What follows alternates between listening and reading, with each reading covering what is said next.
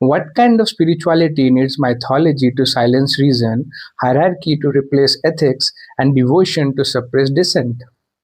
John Wellwood called this spiritual bypassing, using the sacred to avoid pain, trauma, and responsibility.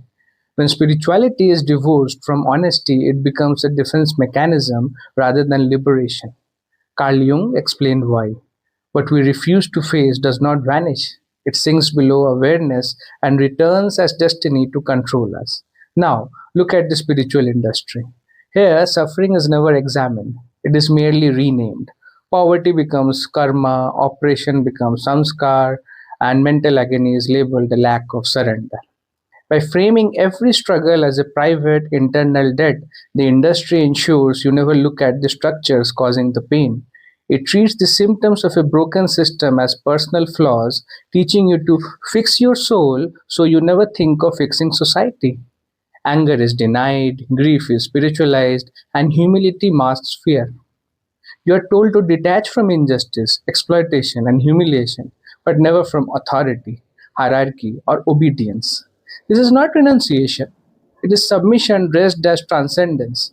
But this is not how radical mystics of India spoke. They did not rename suffering, they questioned the structures that produced it. Kabir, for instance, refused ritual without ethics. He famously asked, if worshipping stone brings God, why not worship the grinding stone? At least it feeds the hungry. For him, symbols could never replace conscience. Laleshwari or Lal Ded shattered the sanctification of female suffering. She didn't meditate her way out of ritualized violence, she walked out of it. This was psychological sovereignty, not ego. Lalan Fakir likewise demanded to know what does our religion look like inside the body. He sought truth in the physical reality of the self, not in scripture or lineage. Today, these mystics are treated as symbols, not threats. Their confrontations have been flattened. Transcendence is sold as a product. You buy retreats, unlock levels of enlightenment, and complete courses. Pain is managed, doubts are repackaged, and surrender is standardized.